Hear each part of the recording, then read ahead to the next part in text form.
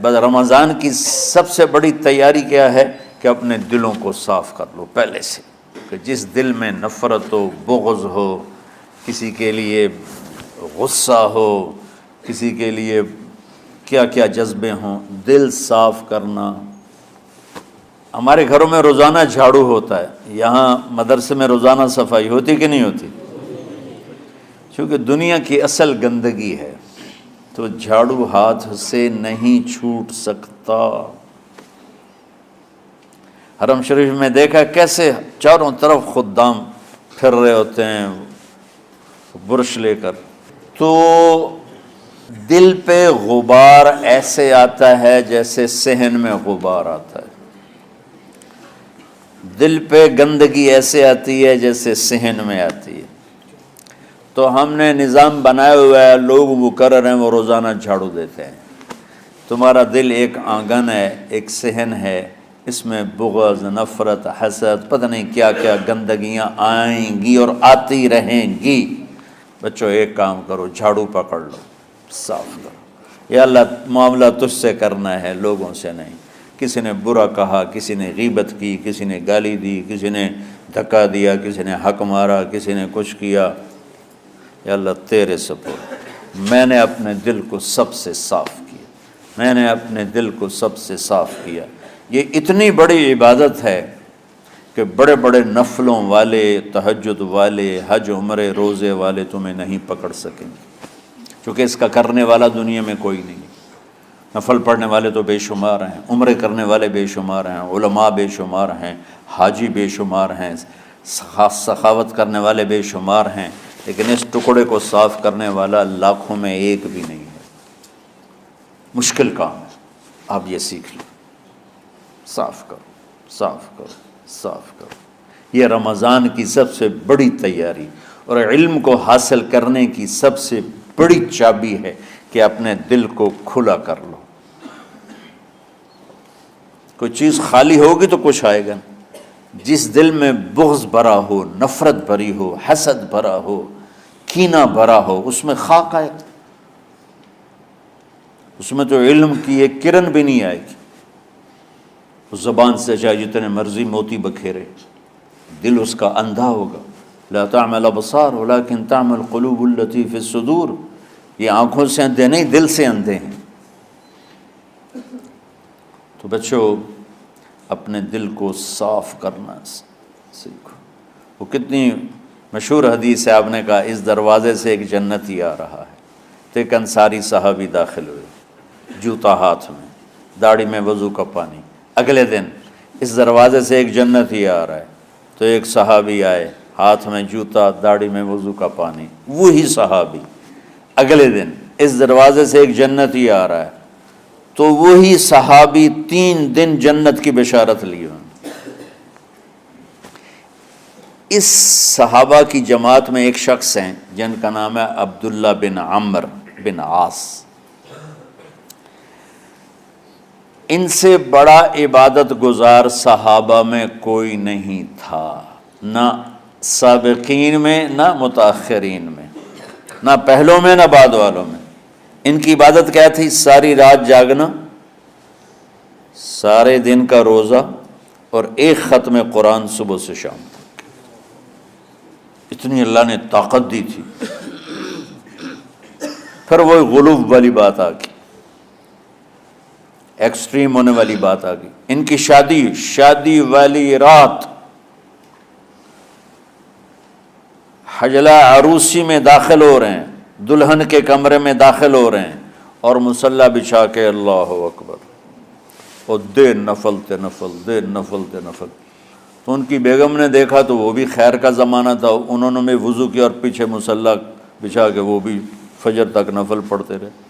صبح ہوئی تو حضرت عمرو بن عاص رضی اللہ عنہ نے پوچھا، بیٹی رات کیسی گزری؟ کہا جی ماشاءاللہ آپ کے بیٹے تو بڑے عبادت گزار ہیں، ساری رات نفلوں میں ہی گزری۔ تو وہ ان کو شکایت کر دی۔ حضرت عمرو بن عاص کو اتنا غصہ چڑھا، وہ بیٹے کو تو کچھ نہیں کہا، کتنی حکمت کی بات ہے، سیدھے گئے اللہ کے نبی کے پاس، یا رسول اللہ یہ عبداللہ دیکھیں کیسا نادان ہے، اس کی شادی کی ساری رات نفل پڑھتا رہا۔ تو آپ کہتے ہیں ماشاء اللہ کتنی بڑی بات ہے، نفلوں میں گزر گئی، رات بھی نفلوں میں گزر گئی۔ تو آپ نے حضرت عبداللہ بن عمر کو بلا کے ڈانٹا کہ تو نے مہینے میں 3 دن روزے رکھنے ہیں، بس اس سے زیادہ نہیں رکھنے، اور ہفتے میں 1 قرآن ختم کرنا ہے۔ کہا یا رسول اللہ میرے اندر طاقت زیادہ ہے۔ پھر اچھا 15 دن روزے رکھنے، کہ نہیں میرے اندر طاقت زیادہ ہے۔ آپ اس کو تھوڑا تھوڑا کر کے گھٹاتے رہے، اور وہ ہر دفعہ نہیں یا رسول اللہ میرے اندر طاقت زیادہ ہے۔ تو آخر میں آپ نے کہا اچھا چلو 100 میں داودی پہ آ جاؤ، 1 دن روزہ رکھو، 1 دن افطار کرو، اور 3 دن سے پہلے قرآن ختم نہیں کرنا۔ تو آپ نے اس کو پیچھے کیا۔ یہ بیٹھے تھے اس محفل میں، ان کے دل میں آیا کیا یہ بزرگ مجھ سے زیادہ عبادت کرتا؟ رات میں ساری جاگتا ہوں، دن روزہ رکھتا ہوں، 1 ختم کرتا ہوں، تو جنت کی بشارت تو مجھے ملنی چاہیے تھی، ان کو کیسے مل رہی؟ یہ کسی کتاب میں نہیں لکھا کہ یہ ان کا جذبہ تھا، لیکن جو کہ میں ان کی سیرت کو جانتا ہوں تو مجھے خیال آتا ہے کہ ان کی نفسیات میں یہ بات آئی ہوگی، چونکہ صرف انہی کو خیال آیا کہ میں جا کے دیکھتا ہوں کہ یہ بزرگ کیا کرتے ہیں۔ تو ان کے پاس پہنچ گئے، چاچا ذرا، وہ ادھیڑ عمر تھے، چاچا وہ میرے ابا تھوڑے ناراض ہیں تو کچھ دن آپ کے پاس گزار لوں؟ کا بیٹا بسم اللہ آ جاؤ۔ اب رات ہوتے ہی عشاء کی نماز پڑھ کے انہوں نے جلدی سے چادر اوپر لی اور یوں سراغ کر کے ان چاچے کو دیکھنے لگے ایسے کر کہ اب یہ کیا ساری رات سجدہ کرے گا، اور ساری رات روتے روتے روتے روتے مصلی گیلا ہو جائے گا، یا ساری رات رکوع کرے گا، ساری رات قیام کرے گا، ساری رات قرآن پڑھے گا، اس تصور سے یوں دیکھ رہے۔ اور وہ بزرگ صحابی تشریف لائے، سرانے پہ سر رکھا، اللہم بسمک اموت و احیا، ہو گئے۔ اب یہ دیکھ رہے ہیں ابھی اٹھیں گے، ابھی اٹھیں گے، ابھی اٹھیں گے، اٹھے نا، فجر کی اذان پہ اٹھے۔ اب یہ تو حیران پریشان ہو گئے کہ یہ کیا ہو۔ اس زمانے میں تو منافق تہجد نہیں چھوڑتے تھے ڈر کے مارے کہ پتہ نہ چل جائے ہمارے کفر کا، تو یہ چاچا جنت بھی لے گیا تو ستا بھی پیا کہ چلو کل دیکھوں گا۔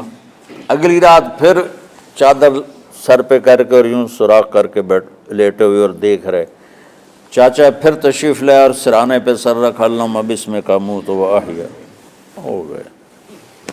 فجر کی اذان پہ اٹھے، یہ اور پریشان ہو گئے کہ میرا نبی کا فرمان تو سچا ہے، اس میں تو شک بھی کفر ہے، لیکن عمل کیا ہے جس پر اس کو جنت کی بشارت ملی؟ 2 رکعت نفل بھی نہیں۔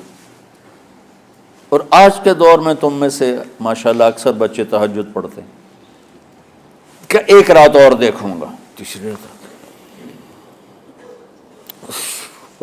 اللہم بسمک اموت و احیا، ہو گئی ساری رات۔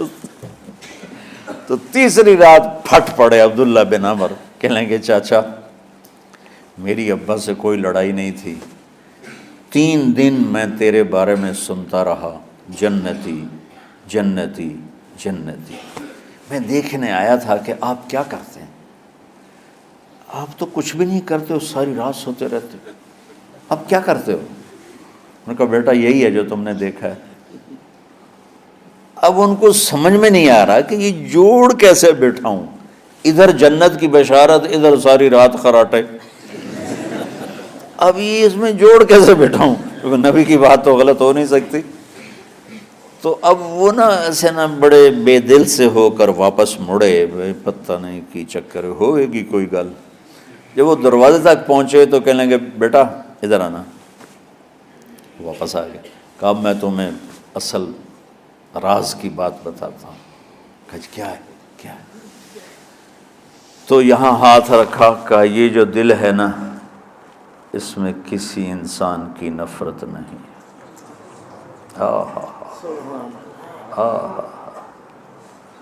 اور جب اللہ کسی کو رزق دیتا ہے، عزت دیتا ہے، مجھے کبھی حسد نہیں ہوا، مجھے خوشی ہوتی۔ تو عبداللہ بن عمر نے کہنا تھا ہاں یہ بات ہے، نہیں، انہوں نے کہا ہاذا ہوا، اچھل کے کہنے لگے ہاذا ہوا، ہاں ہاں ہاں ہاں یہی ہے یہی ہے یہی ہے۔ پھر کہنے لگے چاچا پر یہ میرے بس کا نہیں ہے، کون کرے گا یہ؟ اتنے بڑے آدمی ہو کر کہہ رہے ہیں کہ یہ میرے بس کا نہیں۔ تو بچوں، دنیا میں جنتی بننا ہے اور علم اللہ سے لینا ہے تو اسے صاف کر دو، سب کی نفرت سے۔ سب، اس نے مجھے یہ کیوں کہا، اس نے مجھے یوں کیوں دیکھا، اس نے میرے بارے میں یوں کیوں کہا، اس نے میرے بارے میں یہ کیوں لکھا۔ جس کی تعریف ہوتی میری کتنی برائی ہوتی، صرف تعریف تو نہیں ہوتی، بھرا پڑا سوشل میڈیا مجھے گالیاں دیں۔ اللہ کے فضل سے میرے دل میں ایک ذرے کے برابر کبھی کوئی منفی جذبہ نہیں آیا، آئے تو میں دھو کے صاف کر دیتا ہوں، یا اللہ میں نے اپنے دل کو صاف کیا، میرا معاملہ تیرے ساتھ ہے، کسی کے ساتھ نہیں۔ یہی آپ رمضان کی سب سے بڑی تیاری، علم کے حاصل کرنے کا سب سے بڑا ہتھیار آپ کو یہ نہیں ہے کہ تمہیں کتابیں یاد ہو جائیں، تمہیں اشعار یاد ہو جائیں۔ تو ساری امت سے کہتا ہوں رمضان کا استقبال کرو، دلوں کو صاف کر کے، نفرتوں کو مٹا کے، مذہبی نفرت، دنیاوی نفرت، رشتوں کی نفرت، بول چال کی نفرت، سیاست کی نفرت، لین دین کی نفرت، ان سب سے اپنے دل کو صاف کرو تاکہ رمضان میں اللہ نے علم اتارا، اللہ تعالیٰ آپ کو علم عطا فرمائے، اور باقی لوگ جو عام دنیا میں زندگی گزار رہے ہیں ان کے دلوں میں اللہ رمضان کا نور اتارے اور ہدایت کا نور اتارے۔ یہ سب سے بڑی تیاری ہے اس کی۔